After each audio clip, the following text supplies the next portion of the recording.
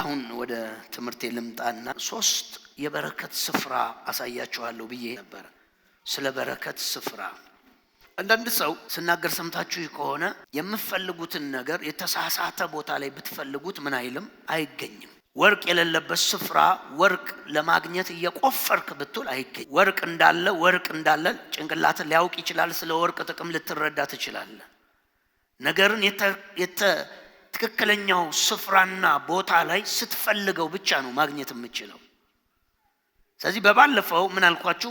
በረከት ምናልባት እዚህ ምድር ላይ አሁን የተጻፉ ብዙ መንፈሳዊ መጽሐፍቶች በረከት ተፈጥሮ ውስጥ አለ፣ የምትረግጠው አፈር ውስጥ አለ ብትል አዎ አለ። ብዙ እግዚአብሔር ያስቀመጣቸው በረከቶች አሉ። ከእንደገና ትክክለኛ ደግሞ ነገርን የሚቀይር በረከት ሰው ውስጥም አለ።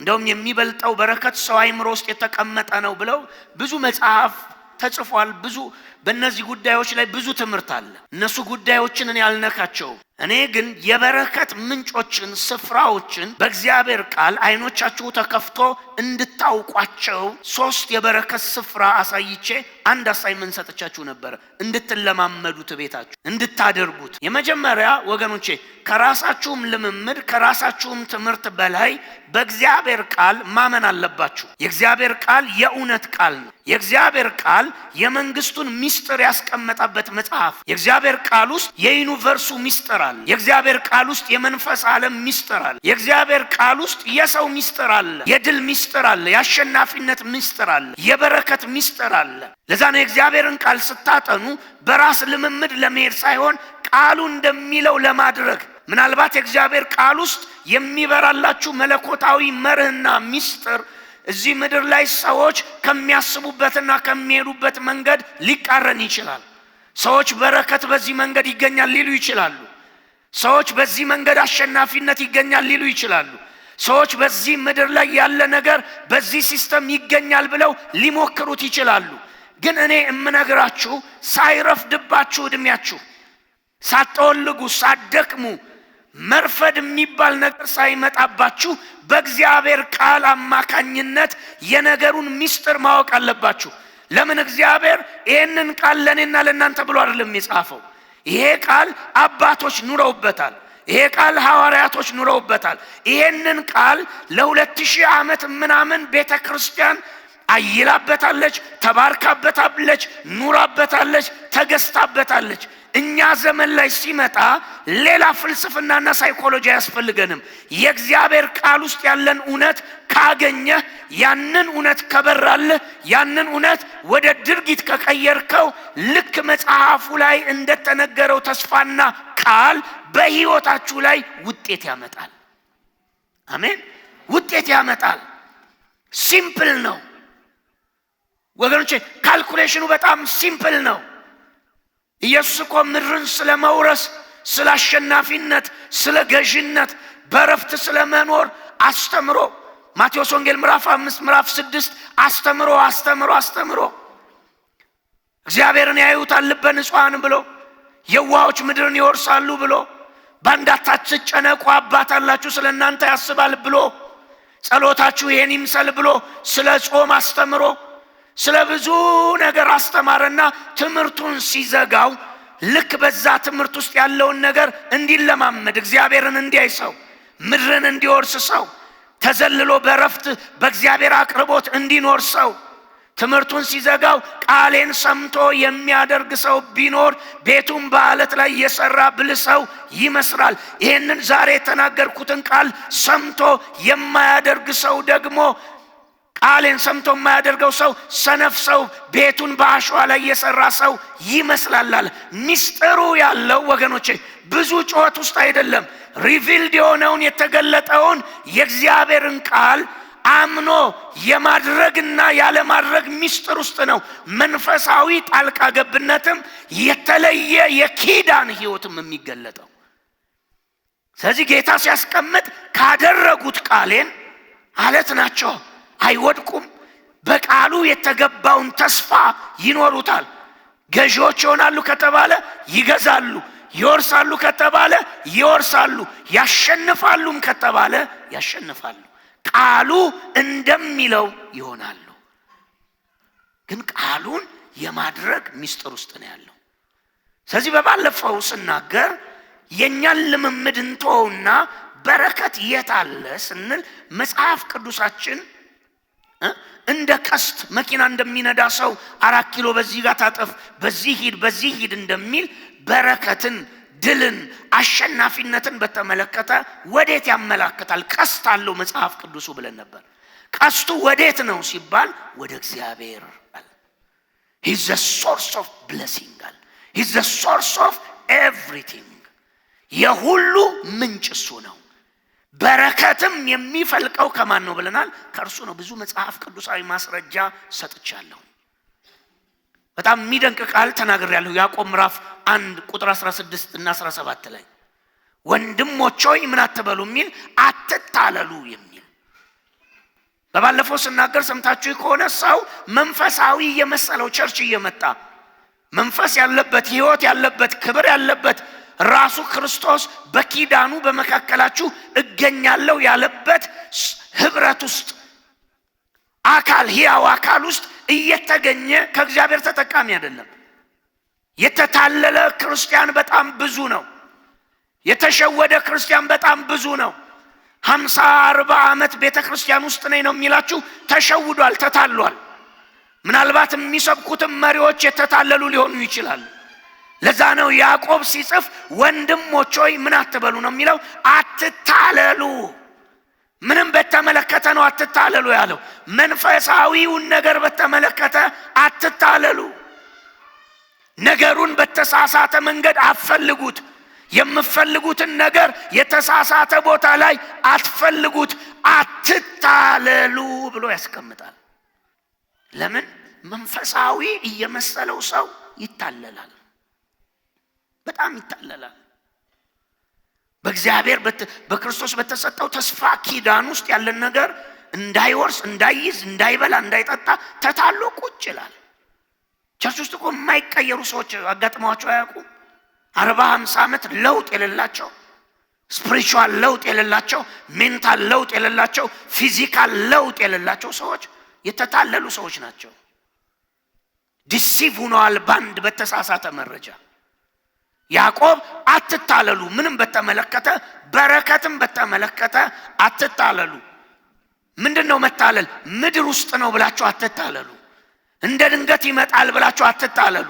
የሆነ ስፍራ ላይ አለ ብላችሁ አትታለሉ፣ አትታለሉ ይልና ቀጥሎ የሚለው ምንድነው?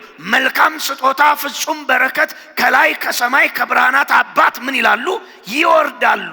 መልካም ስጦታ ፍጹም በረከት ምድር ላይ ነው፣ ድካሜ ውስጥ ነው፣ የሆነ ስፍራ ነው ብለህ ካሰብክ እየተታለልክ ነው እያለ ነው ያዕቆብ። ብሔሬና ዘሬ ሲስተም ያመጣልኛል ይህን ጉዳይ ካልክ እየተታለልክ ነው።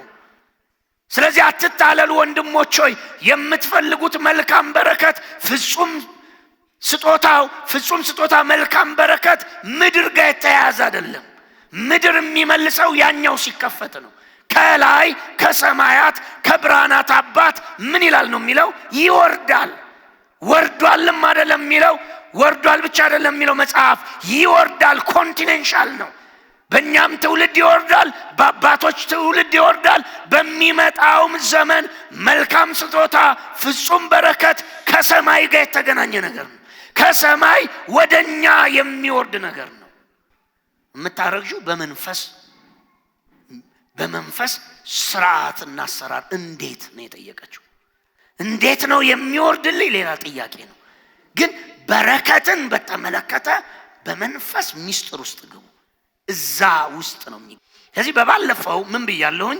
የበረከት ስፍራዎች ማን ነው ሲባል ራሱ እግዚአብሔር ነው። ወገኖቼ ብዙ ድካም፣ ብዙ ሩጫ፣ ብዙ እኛ የምናስባቸውን ሰዎች የመከሩን መንገድ ገታ አድርገን እንደ ያዕቆብ የበረከት ምንጭ እሱ ነው ብለን ካመን ከእግዚአብሔር ጋር ትግል እንጀምር ነው የምላችሁ። ከእግዚአብሔርን ሙጥኝ እንበል፣ እግዚአብሔርን እንያዝ። ያዕቆብ 21 ዓመት ደክሞ እዛውስ በረከት እንደሌለ ስላወቀ ነው ነገርን ሁሉ አሻግሮ በዛ ሌሊት እግዚአብሔር ጋር ሲታገላደለ። ምንም አይደለም ያታገለው። እግዚአብሔር ምን ትፈልጋለህ ብሎ ሲጠይቀው ካልባረከኝ ምን አለለም አለቅህም። I seek the blessing። ለዛ ነው ዳዊት መጥቶ ባለጠግነት ቢሆን ክብር ቢሆን ድል ቢሆን ረጅም ዕድሜ ቢሆን ዜና ላይ መጥቶ ምን አለ? ካንተ ዘንድ ነው አለ።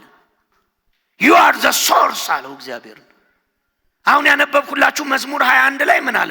ለንጉሱ ምን ሰጠው? የማይነጥፍ በረከትን ሰጠው ይላል። በወጣበት ድል አንተ ሰጠው ይላል። ሕይወትን ለመና አንተም ረጅም ዕድሜ ምን አልከው? አጠገብከው ይላል መጽሐፍ ቅዱሳችን። እግዚአብሔር የረጅም ዕድሜ የበረከት የሕይወት የድል የብልጽግና ምንድነው ነው የሚለው? ምንጩ ራሱ እግዚአብሔር ነው የሚለው። ስለዚህ ቀስቱን አስተካክሉ፣ መስመሩን አስተካክሉት። የምትፈልጉት ነገር እዚህ ዓለም ውስጥ ያለ አይደለም። ለዚህ ነው የሆነ ሰው ጋር አለ ብለን ሰው ጋር የምንታገለው፣ ብሔሬ ውስጥ አለ ብለን የምናስመስለው። ከክርስቶስ ጽድቅ የምንወድቀው ምክንያት የሆነ ሲስተም ውስጥ የተቀመጠ መስሎን ነው። አይደለም ማይ ብራዘር። ለዛሬም ለነገም የምንፈልገውና የሚያስፈልገን ጉዳይ በሙሉ ማን ጋር አለ ከተባለ እግዚአብሔር ጋር አለ። He is the source. Listen. ምንጩ እሱ ነው። ምንጩ እግዚአብሔር ነው። ስለዚህ እግዚአብሔር ነው የበረከት ስፍራ። በቃ አሳይቻለሁ። እግዚአብሔር የመባረክን አገልግሎት ከዛ ቀጥለን ወደ ምን አመጣዋል? እግዚአብሔር መባረክን ሁለተኛ የክርስቲያን ወይም የእግዚአብሔር ሕዝብ የበረከት ስፍራው ማን ነው ሲባል ሁለተኛ ማን ነው ከተባለ ማን አልን? በባለፈው ስናገር አባቶችና ካህናት አልን አይደለ? በቃሉ አባቶችና ካህናት። እግዚአብሔር የመጀመሪያውን አዳምና ሔዋንን ባረከ ብሎ እግዚአብሔር ቀጥሎ ባረከ አይልም። ባረከ የሚለው ቀጥሎ ዘፍጥረት ምዕራፍ 9 ላይ ኖህን ከጥፋት ውሃ ሲያገኘው ደግሞ ባረካቸው። ብዙ ተባዙ፣ ምድርን ሙሉ፣ ማስፈራታችሁ በፍጥረት ሁሉ ላይ ይሁን ብሎ ባረከ። ከኖህ ዘመን በኋላ ግን ኖህ የሚረግመውን ረገመ፣ የሚባርከውን ምን አለ? ባረከ። ይስሐቅ ጋር ስትመጡ የሚባርከውን ባረከ፣ የሚረግመውን ምን አለ? ረገመ። ያዕቆብ ጋር ስትመጡ ዘፍጥረት 19 ላይ ልጆች ሆይ በሚመጣው ዘመን የሚያገኛችሁን ኑ ላሳያችሁ ብሎ ቤቱን ምን አለ? ባረከ። ቀጠለና ሙሴ ሊጨርስ ሲል ሙሴም እስራኤልንና ፊዚካል የሆነችውን እስራኤልን ምድርና ህዝቡን እያየ ህዝቡንም መሬቱንም ምን አለ? ባረከ። መጽሐፍ ቅዱሳችን ሉቃስ ወንጌል ምዕራፍ 24:50 ላይ ምንድነው የሚለው? የኢየሱስን እርገት ሲናገር ምን ያህል በፊታቸው ቆሞ ባረካቸው ይልና እየባረካቸውም ከምድር ከፍ ከፍ አለ፣ ደመና ተቀበለችው፣ ከዓይኖቻቸው ምን አለ ነው የሚለው? ተሰወረ። ኢየሱስ የሆነ ነገር አላቸው አይልም። የመጨረሻ የሱ የሆኑትን ሰብስቦ ወደ ሰማይ ክብር ከመግባቱ በፊት ቆሞ ምን አላቸው ነው የሚለው? ባረካቸው። ባረከ ኢየሱስ። ሐዋርያቱን ባረከ። ምን ብሎ እንደባረካቸው ዝርዝር አልተቀመጠም፣ ግን ባረከ። ኢየሱስ እየባረከ ነው ወደ ሰማይ የገባው፣ እጁን ዘርግቶ እየተናገረ።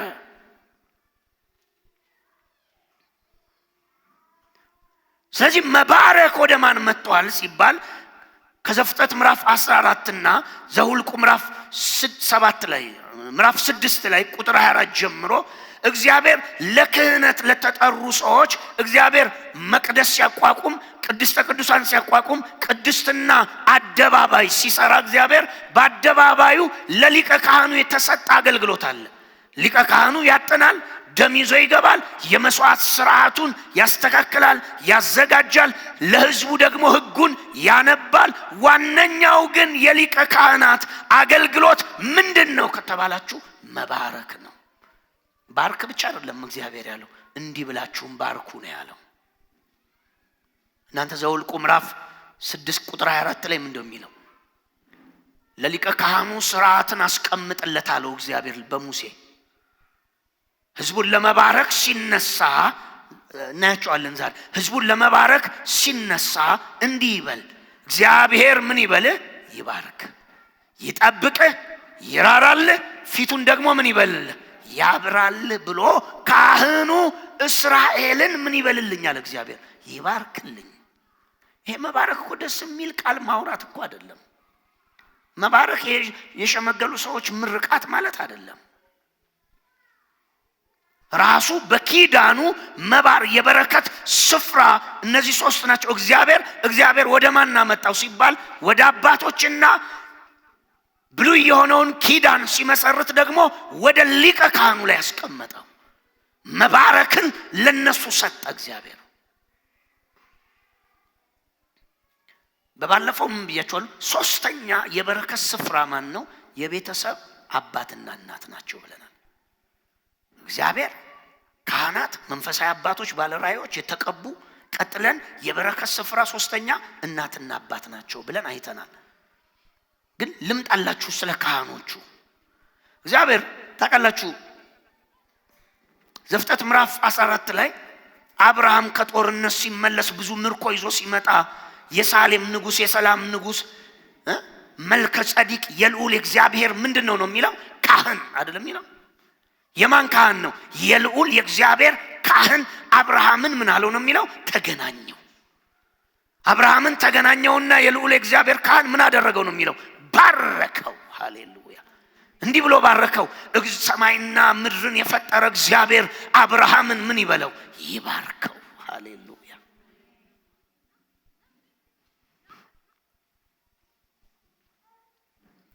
ዘውልቁ ላይ እንሂድ። ዘውልቁ ምዕራፍ 6 ወደ ዘውልቁ እንሂድ። ቁጥር 22 እንዲህ በአዲሱ መደበኛ ላንብብላችሁ። እግዚአብሔርም ሙሴን አለው አሮንና ልጆቹን እንዲበላቸው እስራኤልም በምትባርኩበት ጊዜ እንዲህ በሏቸው፣ እግዚአብሔር ይባርክህ ይጠብቅህ፣ እግዚአብሔር ፊቱን ያብራልህ ይራራልህም፣ እግዚአብሔር ፊቱን ይመልስልህ፣ ሰላሙን ደግሞ ምን ይበልህ? ይስጥህ። ለካህኑ የተሰጠውን አገልግሎት ስሙ። በጣም ታውቃላችሁ የኢትዮጵያ ቤተክርስቲያን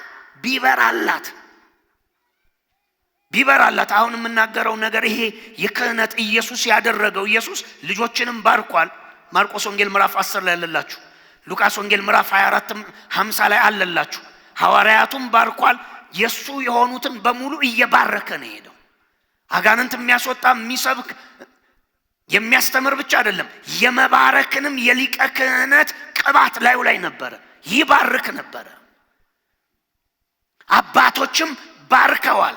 እግዚአብሔር የመባረክን ስርዓት ለሊቀ ካህኑ ለአሮን ቤትና ለልጆቹ ሲሰጥ ባርኩልኝ አለ። ህዝቤን ባርኩልኝ። ይሄን የሚናገርበት ወገኖች ሚስጥር አለው። ባርኩልኝ። ሊቀ ካህኑ በመባረክ ይገለጥ። ደም ይዞ ብቻ ቅድስተ ቅዱሳን መግባት ብቻ አይደለም አገልግሎቱ። እስራኤልን ሰብስቦ እስራኤል ሊሆን የሚገባውን ያንን ማንነት እንዲሆን ህዝቡን ያስተምር ይስበክ አይልም። ቃሉ አስተምሩ ስበኩም ይላል። ህጉን፣ ስርዓቱን፣ ትእዛዙን።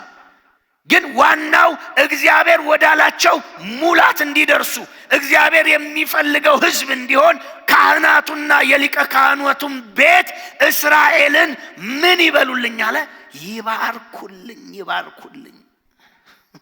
ይባርኩልኝ። ወገኖች ኢትዮጵያ የተቀቡ ሰዎች ብለሲንግ ያስፈልጋታል አላችሁ። እዚህ ኢትዮጵያ ይሄ የምታዩት ከርስና እርግማን እንዲሸሽ በኢትዮጵያ ሰማይ ላይ አዲስ ምዕራፍ እንዲከፈት የእግዚአብሔር የደስታ የክብር የኃይል የወንጌል ንፋስ እንዲቀጣጠል ቅባት ያላቸው ሰዎች ብለሲንግ ያስፈልጋታል። ኢትዮጵያ መተው ያገልግሉ አይደለም እላችሁ፣ ብለስ ማድረግ አለባቸው። ለምን? ለመባረክ በዚህ ትውልድ እግዚአብሔር ዘመንና እድል የሰጣቸው፣ እግዚአብሔር ዘመንና እድል በኢትዮጵያ ቅባት የሰጣቸው ሰዎች በመባረክ ፋንታ ረግመዋት ከዚህ ሀገር ወጥተዋል እያለቀሱ። ለመባረክ የተጠሩ ሰዎች ኔሽኑ ላይ እግዚአብሔር ይችን ሀገር ወደሚፈለግ ሙላት በመባረክ ሊያደርሱ እግዚአብሔር የቀባቸው ሰዎች ከህዝብ ማማረር፣ ከሽማግሌዎች ከአብያተ ክርስቲያን መውጫ መግቢያ ሲያጡ ረግመው ቦሌ ላይ እያለቀሱ ሀገር ጥለው ሂደዋል። እኔም ማቃቸው 20 30 40 ላነሳላችሁ እችላለሁ። ረግመዋታል። መሪዎቿ ረግመዋታል። መሪዎቿ በሞቱ ቁጥር ከንጉሳዊው ዘመን ጀምሮ ረግመዋት ነው የሄዱት። ብለሲንግ ያስፈልጋታል። ለዛ ነው እግዚአብሔር አዳምን እኮ ከምድር አፈር አበጅቶት እፊቱ ገና አይኑን ክፍት ሲያረግ ሔዋንም አይኗን ክፍት ስታረግ እግዚአብሔር ራሱን አስተዋውቆ ምን አደረገ ነው የሚለው? እግዚአብሔር ባረከ ነው የሚለው። ግዙ አለ፣ አሸንፉ አለ፣ ብዙ አለ፣ ፍሬያማ ሁኑ አለ። ራሳችሁን እየደገማችሁ በዚህ ምድር ላይ ኑሩ ብሎ እግዚአብሔር ራሱን ለመጀመሪያው ሰው ሲገልጥ አላስተማረውም። ኤደን ገነት ትባላለች፣ መውጫዋ መግቢያ በዚህ ነው፣ ይሄን ዛፍ እንዲበል እንዲህ አላለው። እግዚአብሔር ኦልሬዲ እሱ ውስጥ ያለውን ፕሮግራም በበረከት ዳውንሎድ አደረገው አዳም ላይ።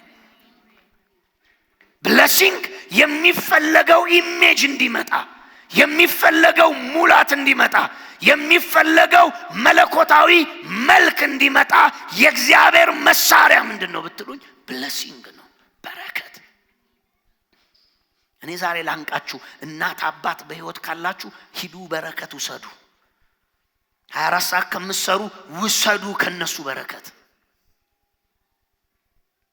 መንፈሳዊ ቅባት ያለባቸው ሰዎች ካሉ አባቴ ነው የምትሉ ሰው ካለ ሂዱ ብለሲንግ ውሰዱ። ላንተና ለቤት ይጠቅማል። እመነኝ። ኢትዮጵያ ምን ያስፈልጋታል? ብለሲንግ ያስፈልጋታል። ሊሰን ብለሲንግ ዋይ ቢባል እንዲባርኩ የተጠሩ ደመና የነበረባቸው ቅባት የነበረባቸው ሰዎች በመባረክ ፋንታ ረግመዋል። በመባረክ ፋንታ አማረዋል፣ አጉረምርመዋል። በመባረክ ፋንታ ክፉን ተናግረዋል። ስለዚህ ልክ እንደ ቃዴስ በርኔ ዝም ብሎ መዞር ነው። ትውልዱ የሆነ እሽክርክሪት ውስጥ እንዳለ ልንገራችሁ። መሰበር ያለበት ነገር አለ። ብለሲንግ ነው ዋናው መሳሪያ። ስለዚህ ቤተክርስቲያን ከነቃች፣ እንደ አባት እንደ እናት ከነቃችሁ ይሄን መለኮታዊ መሳሪያ ተጠቀሙት። ቤተክርስቲያን የቅባት የዘይት የእሳት የምናምን እንደዚህ ብዙ ኮንፈረንስ ከምታረግ ቤተክርስቲያን የአዲስ ኪዳኗ ቤተክርስቲያን ደጋግማ ማድረግ ያለባት የብለሲንግ መሰብሰቦች፣ ክሩሴዶች፣ ኮንፈረንሶች ያስፈልጋሉ።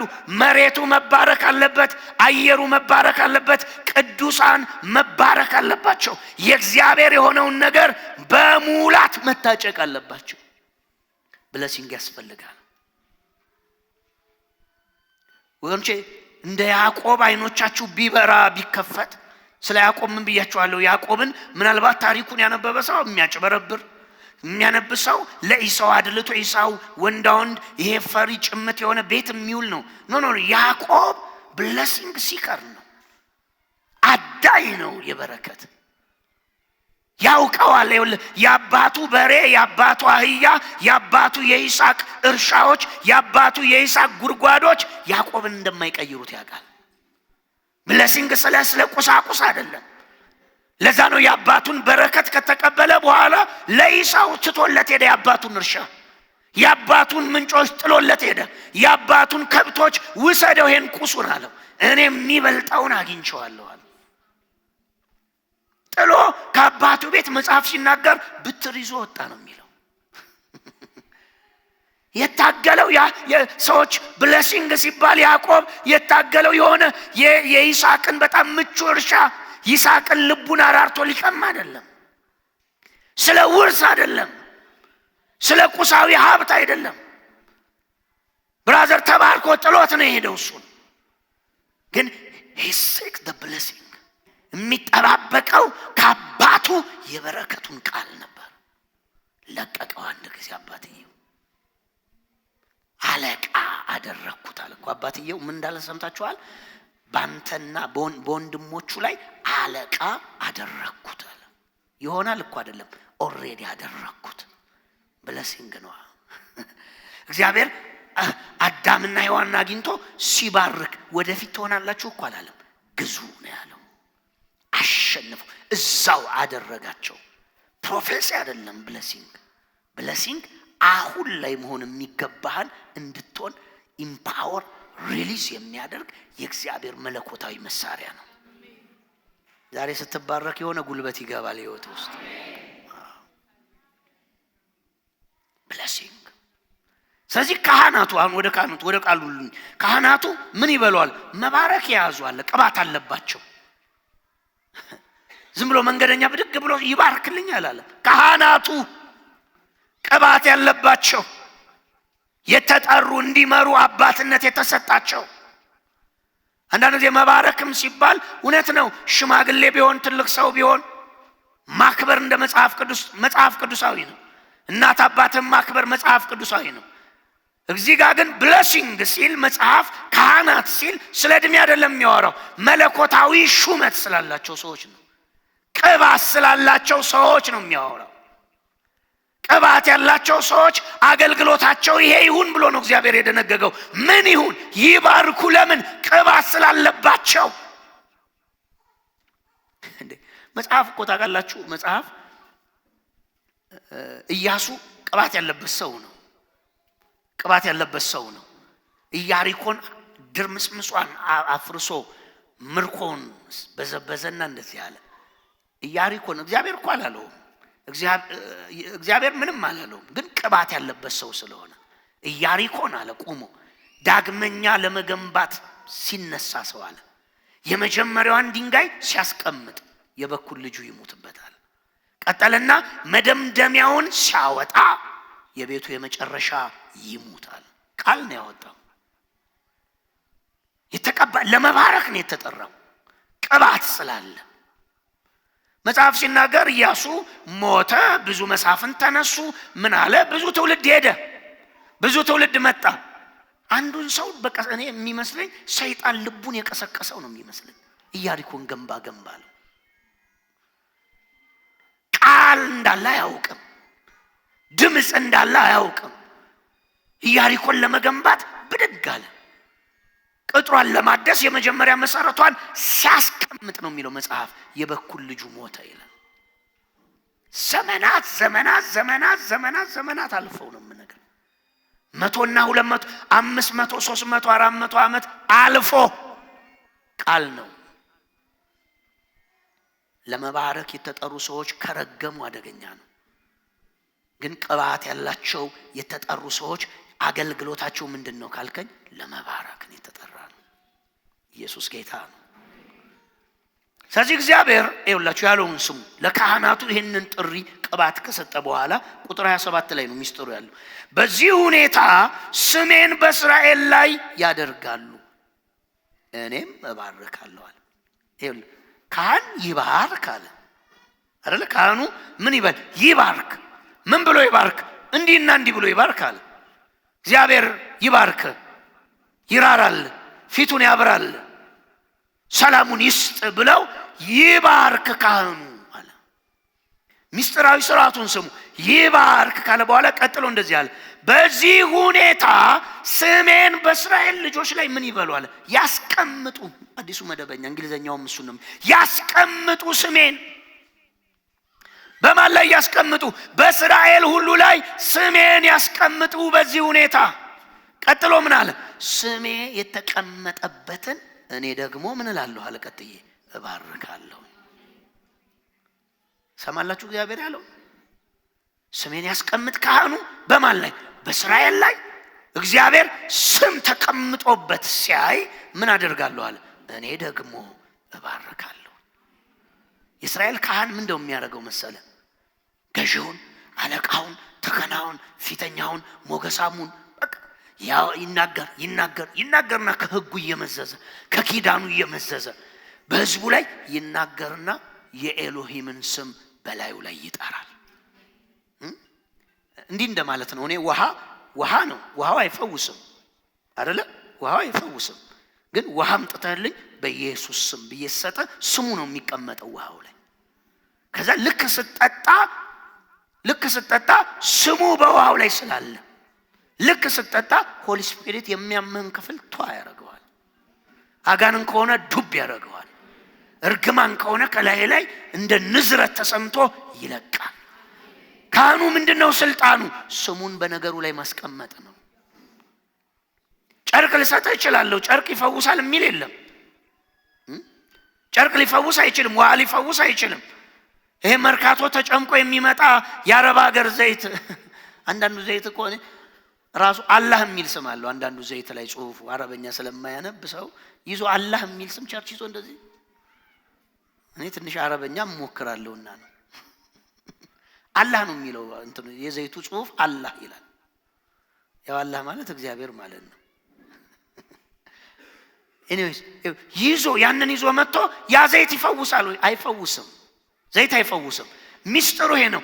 ካህን ጋር የተቀባ ሰው ጋር ስታመጣ ለጤንነት፣ ለበረከት፣ ለፈውስ ይሁን በኢየሱስ ስም ሲል በዛ ዘይት ላይ ስሙን ምን ይላል? ያስቀምጣል። ኢየሱስ የኪዳኑ ቃል ምንድነው የሚለው? ካህኑ ስሜን ያስቀምጥ ነው ያለው እግዚአብሔር። ኢትስ ሲምፕል ዌይ። ስሜን ሲያስቀምጥ ስሜ የተቀመጠበትን ስፍራ እኔ ደግሞ በታምራትና በኃይል ባርከዋለሁ አለን። እዚህ አያውን በኋላ እንዲሆንብህ ተብለ ተባርከ በኢየሱስ ስም ሲባል ስሙ በላይ ላይ ሲታተም ሰማይ ከዛ ደቂቃ በኋላ ባንተ ህይወት መንቀሳቀስ ይጀምራል። ባንተ ህይወት መሄድ ይጀምራል። ባንተ ህይወት መዋጋት ይጀምራል። እንደተነገረብህ እንዲሆን ሰማይ መገለጥ ይጀምራል። ለካህኑ የማባረክን ስልጣን ሲሰጥ የሚፈልገውን በህዝቤ ላይ የኪዳኑን ቃልና እግዚአብሔር ተስፋ ያደረገውን ነገር በስሜ ላይ ቁጭ ያደርጋል። እግዚአብሔር የሚከተለው ስሙን ነው። ልክ ስሙ ያለበትን ስፍራ ህይወት ይሰጠዋል። ኧረ አሜን በሉ ባካችሁ። አሳያችኋለሁ። አንደኛ ጴጥሮስ ላይ ምዕራፍ 3 ቁጥር 8 ጀምሮ በአዲሱ መደበኛ ላንብብላችሁ። በመጨረሻ ሁላችሁ በአንድ ሐሳብ ተስማሙ፣ እርስ በርሳችሁ ተሳሰቡ፣ እንደ ወንድማማች ተዋደዱ፣ ርኅሩኆችና ትሑታን ሁኑ። ክፉን በክፉ ወይም ስድብን በስድብ ፈንታ አትመልሱ፣ በዚህ ፈንታ ባርኩ፣ ምክንያቱም እናንተ የተጠራችሁት እነዚህ ያሉ ነገሮችን እያደረጋችሁ በረከት ለመውረስ ነው። ጴጥሮስ የሚለውን ስሙ። ባርኩ አለና በረከት ምን ትላላችሁ? ትወርሳላችሁ። ብትረግሙስ? መጽሐፍ ሰው የዘራውን ያንኑ ምን ይለዋል ነው የሚለው? ያጭደዋል። ልጅ ላይ ምዘራው የትኛውም ወርድ እንደሚበቅል ወቅ መጽሐፍ ነው የሚለው። የዘራውን የቱን ነው የሚያጭደው? ያንኑ። ጴጥሮስ እንደዚህ አለ፣ በረከትን በልጆቻችሁ ሃርቨስት አድርጋችሁ መውረስ። በረከት ሃርቨስት በልጆቻችሁ እንዲሆን ምርኮ ወይም መከር ሆኖ እንዲመጣላችሁ ከፈለጋችሁ ባርኩ አለ። ባርኩ እንጂ አትርገሙ፣ ባርኩ እንጂ አትስደቡ፣ ባርኩ እንጂ በክፉ አትመልሱ። ከባረካችሁ ልክ እንደ ቃላችሁ ነገ በልጆቻችሁ ህይወት በረከት ውጤቱ ነው ይመጣል። ነገ ሰላም ታገኛለህ።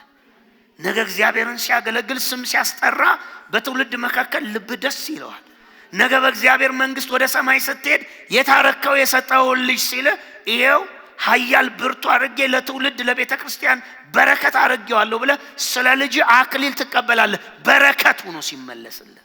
ለዛ ነው ባርኩ፣ በረከትን ምን ትላላችሁ? ትወርሳላችሁ። ላነቃቃችሁ ይሄን ላደረጋችሁ ሰዎች ደጋግሙት። ልጆቻችሁን አንበርክካችሁ መባረክ ደጋግሙት። ታላቅ ሰው ማውጣት ከቤታችሁ ትችላላችሁ። ማንም ሰው ላይ እንዲህ ይሆናል ተብሎ የተጻፈ የ40 ቀን እድል የለም። ህልም የሚያጨነግፈው ምን ያህል አትቆጧቸው ምናምን ብዬ በባለፈው ስለ ወላጆች ሳሰለጥን ምናል ህልም አቦርት ያደርጋል። የወላጅ ተክሳጽና ቁጣ አይደል ያለው? ያስወርዳል፣ ህልምን ያስጥላል። መባረክ ከጀመራችሁ እኔ ነኝ የዚህ ልጅ የበረከት ስፍራ እኔ ነኝ። እኔ እኮ አሁን አምኜ የእናንተ የበረከት ስፍራ በዚህ ትውልድ እኔ ነኝ ብዬ ነው ልባርክ የጠራኋችሁ። ልጅን እኔ ነኝ የሱ የበረከት ስፍራው። ሃርቫርድ ቢማር ሰው አይሆንም። እዚህ ሊሴ ብታስተምረው ወስደ ካምብሪጅ ብታስተምረው ሰው አያረግም። ትምህርት ብራዘር የሰው አይምሮ ነው። የእናንተ የወላጆች በረከት ግን ነገ በረከት እንድታጭዱ ያደርጋችኋል። ስለዚህ ተስፋ ሳትቆርጥ ጤነኛ ነው፣ ኃያል ነው። በቃላችሁ የልጆቻችሁን ዘመን ስሩት። በረከት እሱ ነው። የሚፈለገው ሰው እንዲሆን በስልጣን ቃል በረከቱን ሪሊዝ አድርጉት። የማይቀየር የለም። አሜን። የማይለወጥ የለም። ዩዝ ዲስ ወፐን። ጴጥሮስ ያለውን መሳሪያ ተጠቀምበት። እንደዚህ ቤልንገር ልጅን ሲወለድ ህልም አለ፣ አንተ አለመህለት ይሄ ሶስተኛ ልጄ ሲወለድ አትሌት አረጋዋለሁ ብለህ እዚህ አባዱ ተራራኩ ዝም ብለህ ጧት ይዘው ብትወጣ ይሆናል? ኃይሌ በድል የሆነ ይመስላል ነው? ሰማይ ኃይሌ አትሌት ነው ተብሎ ይመስላል? ማንም ሰው ከሰለጠነ መሆን ያለበትን ይሆናል። እማኑ ልጆቻችሁ ዛሬ ሲባረኩ ለዚች ምድር መፍትሄ እግዚአብሔር ያደርጋቸዋል። ለዚች ምድር በረከት ያደርጋቸዋል። አይምሯቸውን ይከፍትላቸዋል። እግዚአብሔር እጆቻቸውን ይዞ ይመራቸዋል። እግዚአብሔር አምላክ ዛሬ ስሙን ጠርተን እንዲህ ይሁኑ ስንል ሰማይ ተስማምቶ ከኛ አፍ ቃል ጋር ይሁኑ ይላቸዋል ይላቸዋል።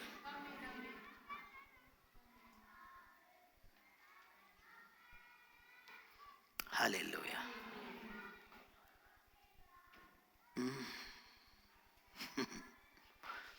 አሜን። ጌታ የነገረኝ ትንቢት ትዝ ብሎኝ ነው። አንድ ጊዜ ለሆኑ መሪዎች እንጸልይላቸው። አንደኛው እንዲህ ሳየው በመንፈስ አይፈልግም ጸሎት። ከዛ አብሮኝ ያሉ ሲሉ አይ እኔ እግዚአብሔር ለነገስታት ትጸልያለህ አላለኝ። ነገስታት ከእግርህ ይወለዳሉ ነው ያለን። አሜን። ትወልዳለህ ነው ያለን። ዛሬ ስንባርካቸው ከነዚህ መካከል አንዱ ልጅ ብድግ ይላል። እነሱም ማገልገል ሌላ ነው፣ መውለድ ሌላ ነው። መውለድ ማለት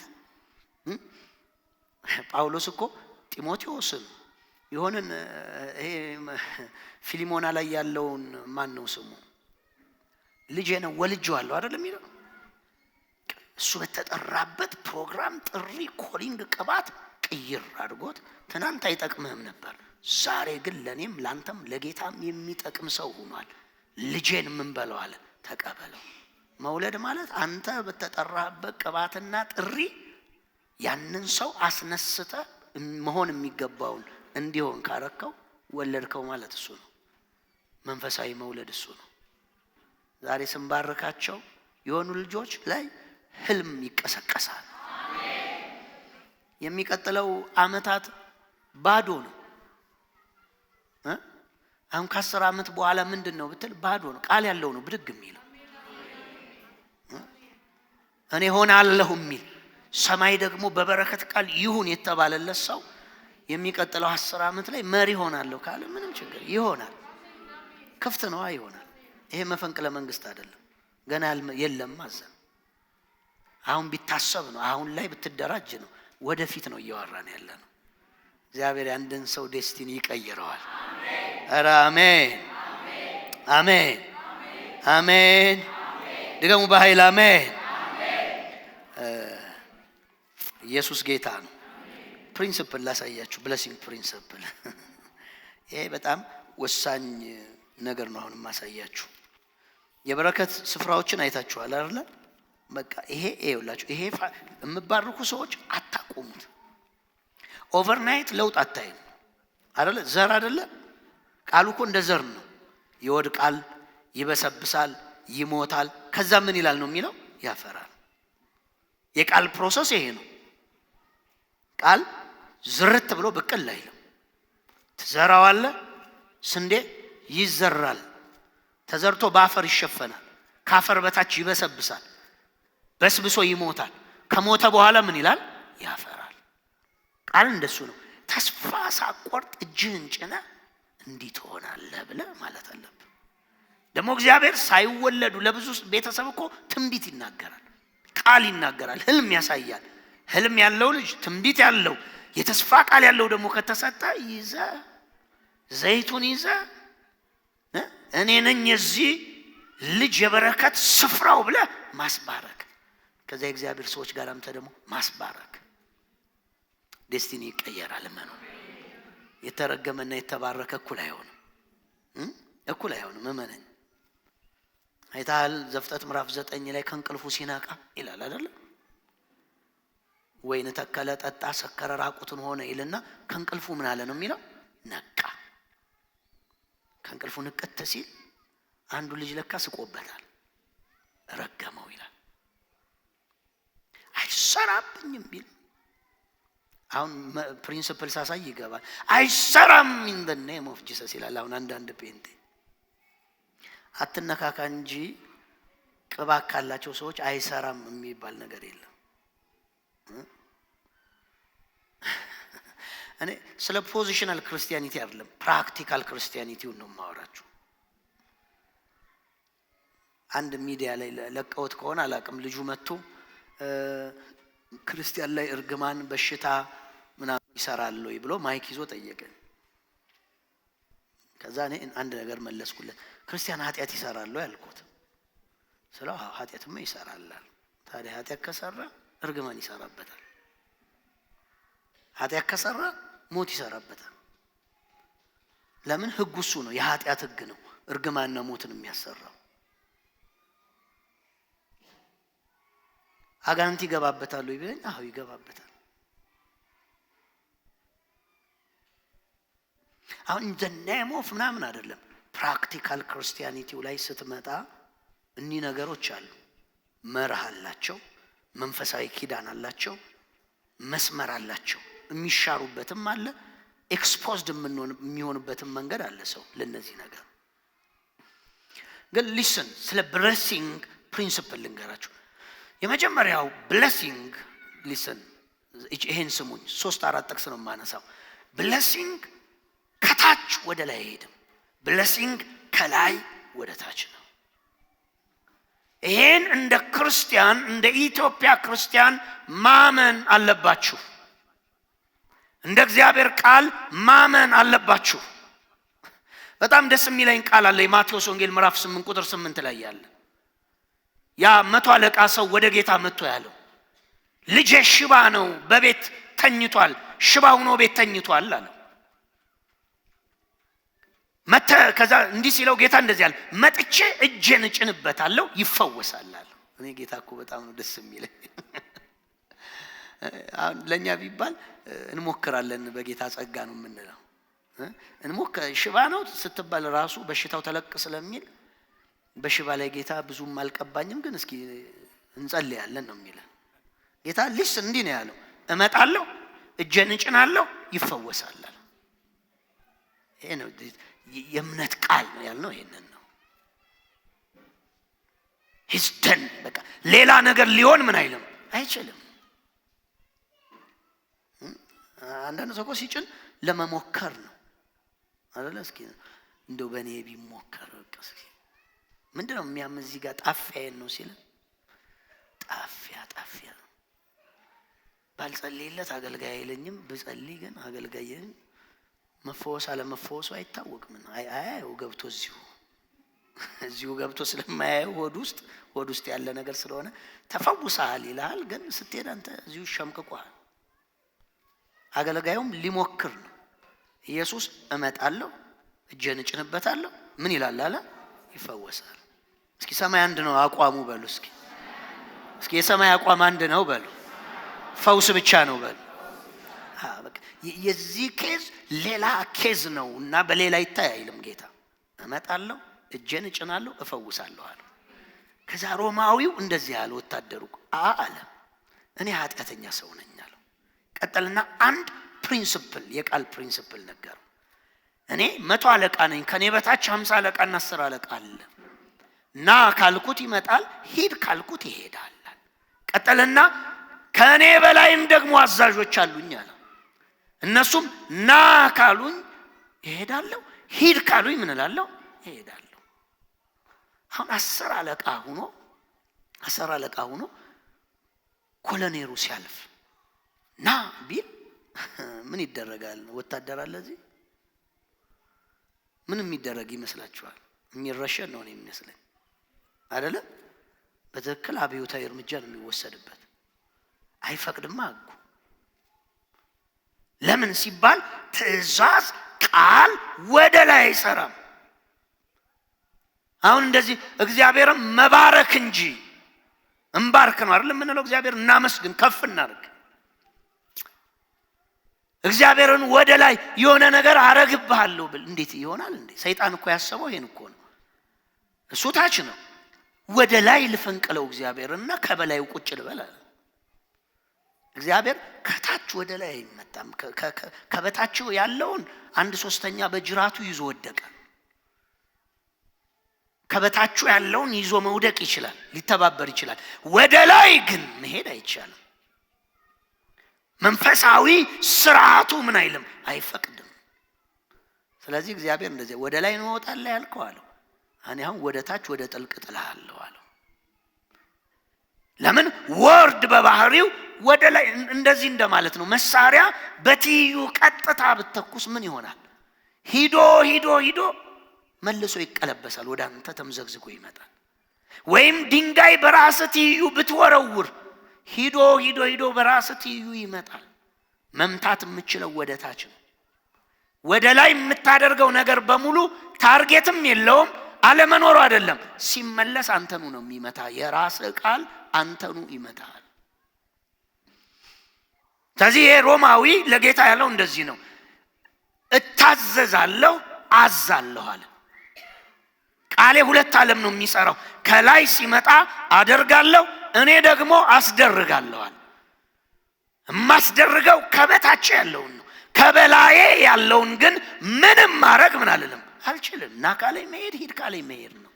ቀጠለና ኢየሱስን ምን አለው? አንተ እኮ ከላይ ነህና ይሄን በሽታ ሂድ በለው አለው።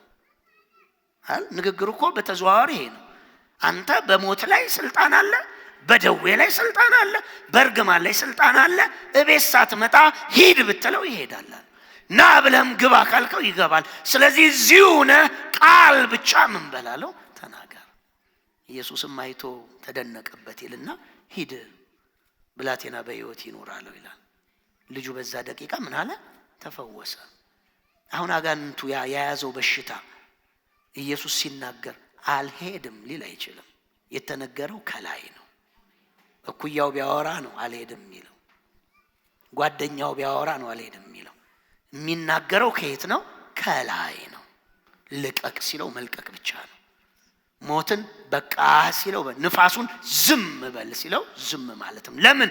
የሚያወራው ሰው ከዚህ ፍጥረት ስልጣን በታች አይደለም፣ ከዚህ ዩኒቨርስ ፓወሮች በላይ ነው። ኧረ ሃሌሉያ አሜን። እኔ ዛሬ እየጸለይኩ አሁን የራሴ የሆነ የግል ጊዜ ያለኝ፣ ግን እየጸለይኩ ጌታ የሆነ መንፈስ ከእንደገና አራይስ ሲያደርግ ኢትዮጵያ ውስጥ አየሁ። የጀዘቤል ስፒሪት ነው አለ። የሚገርመው ሴት አይደለም የሚያየሁት፣ ጸጉሩ በጣም የሚያምር ፈረንጅ ወንድ ነው። እንዲህ ገደም ካለበት ንቅት ሲል አየሁት። ዲስ ጀዘቤል አለኝ በመንፈስ። አገልጋዮች እንዲሰደዱ እንዲታሰሩ ከኢትዮጵያ እንዲወጡ አሁን መንፈሱ ይንቀሳቀሳል። የታጠቁ ሰዎች ብቻ እንደ ኤልያስ አይነት ነው የሚሰብረው አለኝ ጌታ። እኛ ኤልያሶች ስለሆን በአፍንጫው እንደፈዋለን። አሜን። አይሰራም ግን ሪቫይቭ እያደረገ ነው። አሁን ይሄን አልኳቸው አይደለ? ዩ ዊል ሲ ከትንሽ ጊዜ በኋላ ዩ ዊል ሲ ሪቫይቭ እያደረገ።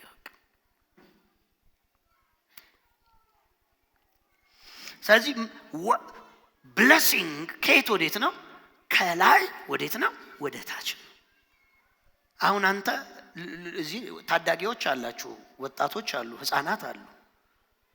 እማዬ ተንበርከኪ ጭኝ ልጸልይ ቢል ምን ማለት ነው? ይሰራል? ከታች ወደ ላይ ይሰራል ብለሽ ታስቢያለሽ? እሺ እንደዚህ ቢሆን ማለት ነው። እንደዚህ ቢሆን በመጽሐፍ ቅዱስ እናርገው። ያዕቆብ ኑ ልባርካችሁ ሲል የቤቱ የመጀመሪያ ልጅ ያው እንደሚረገም ስለሚታወቅ ማን ነው ስሙ? ሮቤል አክሸም ግልሃል እኔ የምጭንብህ ቢል ይሰራል? የሚሰራ ይመስላችኋል? እንዲህ ቢገላበጥ ፕሪንሲፕሉ ውሃ ሽቅብ እንደማይወጣ መለኮታዊ ነገር ከላይ እስከ ታች ወደ ታች ነው የሚፈሰው። ብድግ ብሎ እንደዚህ ያለው ለምሳሌ አንተ የኃይሌ በኩር ነህ የጉብዝናዬም መጀመሪያ ነህ አለው። አለቅነት የተወሰነው ላንተ ነበር፣ ግን ወደ አባትህ መኝታ ወጣለና አለቅነት በዘመነ አይገባህም አለው። ሮቤል ብድግ ብሎ እግዚአብሔር ያንተ ብቻ ነው፣ ምን ታመጣለህ? ሽር ያለው እስኪ እኔ ምሽግ እገባለሁ ብትል አይሻርም። ስለ ፕሪንሲፕል ነው ማወራችሁ፣ አይሻርም። ለዚህ ነው የተሳሳተ ቴዎሎጂ ስላለ። የተሳሳተው ቴዎሎጂ ምንድነው? በእግዚአብሔር ኪንግደም ውስጥ የተሾሙ እንዳሉ አክኖሌጅ አይሰጥም። የኢትዮጵያ ቴዎሎጂ እሱም ዳግመኛ ተወልዷል። አሁን አፖስትል አቢ አለ፣ እንደው እግዚአብሔር ይባርክ ዛሬም ስላየው እህታችንም አለች ብዙ እያለች ሁለታቸውም በእግዚአብሔር መንግስት ተወልደው ድነዋል። ሁለቱም ግን አብረው እኩያ እንደዚህ ቁጭ ያሉ ነው የሚመስልልኛ። ምርኮ ማረከ ብሎ እኮ አውቶሪቲ ነው የሰጠው። በኪንግደሙ ስልጣን ተሰጣቸዋል። ለዛ ነው መባረክ ለተሰጠው ነው። እኔ አሁን ያንተን ልጆች መባረከው የኪዳን የባለራይነት የሐዋርያነት ቅባት የአባትነት ቅባት ላይ ስላለ ነው። መንገደኛ አምጣ ልባርከው ቢል ተሰጠዋለህ? እብድ እጅ ልጫንበት ቢል ተሰጠዋለህ? አይሰጠውም። ለምን? የበረከት ምንጩ ማን ነው? የእግዚአብሔር በረከት በኪዳኑ በባለራዩና በአባቶች በኩል እንዲያልፍ ተወስኗል። ቀጣዩ የበረከት ስፍራው አንተ ነህ። ለጎረቤትም መስጠት የለብህም። አንተ ነህ አንበርክከ መባረክ ያለብህ። ግን ልጅ ደግሞ ልክ እንደዚህ ለምሳሌ ካምን ሲረግመው ብድግ ብሎ መርከቢቱን ብቻህን ነው እንዴ ሰራው? እኛስ እንጨት ተቀብለን የለ እንዴ? እንደ ዘንድሮ ጴንጤ ማለት ነው። ሽሬዋለሁ 7 እጥፍ መልሼዋለሁ ብትል በቃ ረግሟል ተረግመ ነው የምትቀረው። ሰማይ በኪንግደሙ ባለው የስልጣን መርህ ነው የሚሄደው። እግዚአብሔር የመርህ አምላክ ስለሆነ እግዚአብሔር የፕሪንሲፕል አምላክ ስለሆነ መርህ ጠብቆ ነው የሚሄደው። መርህ ሲጠብቅ እቤት ሲመጣ አባት አለ፣ ልጆች አሉ፣ ልጅ ታዘዝ ነው የሚለው። አባትን ምን በል ነው የሚለው? ባርክ ነው የሚለው። አይገላበጥም ኪንግደሙ። ልጆች ባራኪዎች፣ እናትና አባት ደግሞ ተንበርክከው ተባራኪዎች አይሆኑ ኢፍ የእግዚአብሔር ቅባት ካልመጣ በስተቀር። እኔ እናቴ ታመምኩ ብላ እዚህ መታ ስትቆም እንደናንተ እጅ ጭናለሁ። ተጸልይላት ትፈወሳለች፣ ትወድቃለች፣ ዲሊቨር ሆናለች። ብዙ ጊዜ ጸልይላት አሁንም አመም ሲያረጋት ልወጣ ስል ውሃ ይዛን በቃ ነካ አድርገው ውሃውን ብላይ ነው የምወጣው ሲያማት። ቅባት ስላለኝ ነው እንጂ አት ፕሪንሲፕል የተጠራው ሰው ባልሆን ግን ምንድነው መንፈሳዊ ፍሰቱ ብትል ከሷ ወደ ማን ነው? ወደ እኔ ነው የሚመጣው። ስለዚህ መጽሐፍ ያዕቆብ ላይ ምን አለ? መልካም ስጦታ ፍጹም በረከት ከየት ነው አለ? ከላይ ነው አይደለ? ከላይ ይወርዳል። በሌላ አማርኛ ብለሲንግ ከላይ ወዴት ነው? ወደ ታች ነው። አያት ካሉ የአያት በረከት፣ ያባት ካለ ያባት፣ የመንፈሳዊ መሪዎች አባቶች ካሉ የነሱ ነው ወደ እናንተ የሚመጣው። ለምን? ከላይ ወደ ታች ይወርዳል ነው የተባለው። ከታች ወደ ላይ ይሄዳል ብለሲንግ አይልም መጽሐፍ። ለዚህ ነው አባቶች እናቶች ቤታችሁን ልጆቻችሁን የልጅ ልጆቻችሁን የመባረክ የበረከት ምንጭነት በእግዚአብሔር የመንግስት ስርዓት ውስጥ አላችሁ በእጆቻችሁ። ይሄንን መሳሪያ ተጠቀሙበት እምለው በትሩ እናንተ እጅ ላይ ስላለ ነው። በትሩ እናንተ እጅ ላይ ስለተቀመጠ ነው። ለምን? ብለሲንግ ከየት ወዴት ነው? ከላይ ወደ ታች። የኢትዮጵያ ቤተክርስቲያን እንደምታረገው ቅባት ያለው ሰው ካህን አምጥተህ 3 ጊዜ ባርኩት እንደሚባለው አይደለም።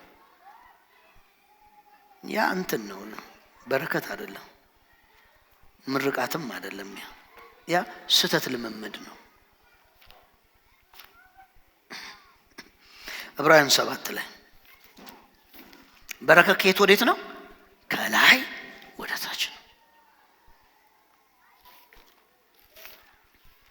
ዕብራውያን 7 ላይ ይሄን ፕሪንሲፕል ላሳያችሁና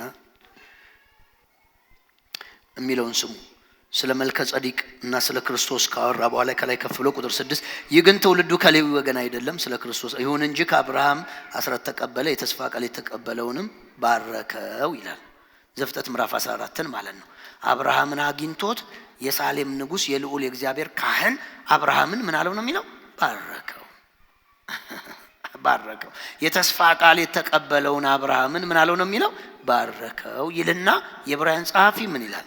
ቁጥር 7 ትንሹ በትልቁ እንደሚባረክ ጥርጥር የለውም። አዲሱ መደበኛ ማን በማን ነው የሚባረከው አለ? ትንሹ በትልቁ ነው የሚባረከው። ትንሽና ትልቅ የተባለው ስለ እድሜ አይደለም፣ ስለ ሳይዝ አይደለም፣ ስለ ቤተ ክርስቲያን ቆይታ አይደለም የሚያወራው። ምናልባት በእድሜ የመልከ ጸዲቅ እድሜ አልተነገረም፣ በዛ ሰዓት አልተጻፈም እንጂ አብርሃምን በእድሜ ሊበልጠው ይችላል። አብርሃም ሸምግሎ ሊሆን ይችላል። ጉዳዩ ታላቅ ያስባለው መልከ ጸዲቅን ምንድነው ቢባል የክህነት ቅባት ስላለው ነው፣ ካህን ስለሆነ ነው። ምናልባት መልከ ጸዲቅ ወጣት የ30 ዓመትም ሰው ሊሆን ይችላል፣ 20 ምናምንም ዓመት ሊሆን ይችላል። ዊዶን ነው፣ እድሜውን አይታወቅም። ግን ታላቁ ታናሹን ምን አለው? ባረከው። ታላቁ ታናሹን ይባርክ ዘንድ ምንድነው? ግድ ነው። ለምን? በረከት ከታላቅ ወደ ታናሽ፣ ከላይ ወደ ታች፣ ከአባት ወደ ልጅ፣ ከእግዚአብሔር ወደ ሕዝብ፣ ከካህን ወደ ሕዝቦች የሚለቀቅ ነገር ነው ብለሲንግ። ለዛ ነው ብለሲንግ ኤቭሪ ቦታ የለም። ብለሲንግ ታላላቆች ጋር ነው ያለው፣ አባቶች ጋር። አሜን። ስለዚህ አብርሃምን አመጣና የዕብራውያን ጸሐፊ ምን አለ? ታናሽ ነው የተስፋ ቃል የተቀበለው እግዚአብሔር የተገለጠለት አብርሃም ታናሽ ነው። ዋይ ለምን ታናሽ ሆነ ሲባል እፊቱ የቆመው ማን ነው? የልዑል የእግዚአብሔር ምንድነው ነው የሚለው? ካህን ነው። ዳኖይንትን ቅባት ያለው ነው ፊቱ የቆመው። ትልቁ ትንሹን ይባርክ ዘንድ ምንድነው ነው የሚለው? ግድ ነው። ግድ ነው። በረከት ከየት ነው? ከላይ ወዴት ነው? ወደ ታች። ቃል ከየት ወዴት ነው? ከላይ ወደ ታች።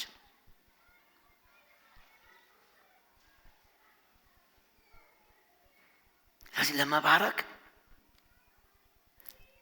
አባት፣ ካህን፣ ቅባት ያለ ሰው ስትሆን፣ በቤተሰብ ደግሞ አባት ካረገ እናት ካረገሽ ኦሬዲ እጅ ለመጫን መብታለሽ። መጽሐፉ ይፈቅድልሻል። መጽሐፉ ይፈቅዳል። ስትባረክ ምንድነው የሚፈጠረው ሲባል ዲቫይን ለዘመናት በህይወቱ ላይ ያቀደውን በመባረክ ለሰውየው መስጠት ነው። ብለሲንግ እሱ ነው። እግዚአብሔር አስቀድሞ ሰው ገዢ እንዲሆን አሰበ፣ በመልኩ በምሳሌው ፈጠረው፣ እፍ አለበት፣ ሕያው ነፍስ ሆነ ይልና ሲባርከው ምን አለው? ዝም ብሎ ደስ ያለውን እንኳን አይደለም የሚተናገረው፣ እንዲሆን የፈለገውን ገዢውን፣ አሸናፊውን፣ ፍሬያማውን፣ ብዛ፣ ራስህን ድገም፣ በሚበሩት በሚሳቡት በባህሩ ላይ ገዢውን ያሰበውን በመባረክ ሰጠው። ብለሲንግ እሱ ነው። ብለሲንግ እሱ ነው። ያልባረካችሁ ልጆቻችሁን፣ ያልተባረካችሁም ቤት እናት አባት ኑሯችሁ ያልተባረካችሁም አንድ ነገር አድርጉ። አሁን ፋሲካ ነው አይደለ? በፊታችን ያለው እኛ በዓል ስለማናከብር እናት አባት ካሏችሁ ጋቢ፣ የዶሮ ብር፣ በግ ደግሞ አቅም ካላችሁ ከዛም በላይ ትልክና ወይ አምጥተህ ከተመቻቸው ወይ ካላመጣህ ደግሞ ምን ማድረግ ነው ያለብህ? እማዬ ባርኪ ብለህ ልጆችን ሰብስበ፣ አባት ከሆነ ያለው ተሰበስብና በስልክ በረከት ተናገሪ። ውሰድ እዛ ውስጥ ያለውን በረከት። ዩኒቨርሲቲ ውስጥ የለም ያ በረከት። አፈር ቆፍረ ወደ መሬት ገብታ አታገኘውም ያን በረከት። ያባታችሁ በረከት ብሎ ያቆም እንዳልታቃላችሁ ከጽኑዓን ተራሮች ይልቅ ምን ያለ ነው? የጸና ነው። ጽኑዓን ተራሮች ማለት ከተሸከሙት በረከት፣ በጽኑዓን ተራሮች ላይ ከተቀመጠ ፕሮስፔሪቲ በላይ የካህን የእናት የአባት በረከት መንገድ ያቀናል፣ እድሜ ያረዝማል፣ የምትሰሩትን ምን ይላል? ያከናውናል። አሁን ፓስተር ጆሲ ጋር ማታ አብረን ነበር። ልጆቹንም ራሱንም ለማስባረክ አባቴን እያመጣሁ ነው አለ። አባቱን ኦሬዲ 80 ሆናቸው ኑ ብሎ ካሉበት ቦታ ባርኮ አድሮ ባርኮ እኔና ቤቴን ልጆቼን ባርኮ እንዲመለስ አለ። በቃ አሁን አባቱ በበረከት የሰጠውን እመኑ ቆፍሮ ያገኘው ዩኒቨርሲቲ ገብቶ ያመጣው ይሄ እግዚአብሔር ቃል ነው። አሜን። አታመጣው እንደ ኢሳው አይነት ደግሞ መንፈስ ተጠናውቶ ኢሳው ለብኩርናውም ለበረከትም ግድ የለውም። አባቱንም ባርከ ብሎ ያቅም አባትየው ነው። እስኪ የምበላው ነገር ይዘናና ልባርካ አለው። የሆነ ነገር ይዘና መባረኪያና ልባርካ አለው። ጫካው ዝም ብሎ ሲንገላጀጅ ይዞበት ሄደ በረከቱ። ከዛ መጣና በእንባ ቢፈልገው ምን አላለውም ነው የሚለው? አላገኘው። አባትየውን እንዲህ አለው፣ አባቴ ሆይ በረከት ጥቂትና አንዲት ብቻ ናት አለው። መቼም ሁለት ሰው ገዢ አይሆንም። ጥቂትና አንድ ብቻ ናት አባቴ ሆይ እያለቀሰ። አባትየው ሲመልስ እንደዚህ አለው፣ ወንድምህ ኦሬዲ ወሰደው አለው፣ ይዞት ሄዳል። አልቅሶ ባርከኝ ሲለው እንዲህ አለው፣ በዘመን ሁሉ ለወንድምህ ባሪያ ትሆናለህ አለው። ወገኖቼ ውሰዱ። ቤተሰባችሁ ውስጥ ታላላቆች ካሉ በረከት ውሰዱ። እናት አባት ካላችሁ በረከት ውሰዱ። በቤታችሁ እግዚአብሔር ዘር ከሰጣችሁ አስተላልፉ። በረከት ይተላለፍ። ይሄ በቤተ ክርስቲያን ውስጥ ልማድ ይሁን።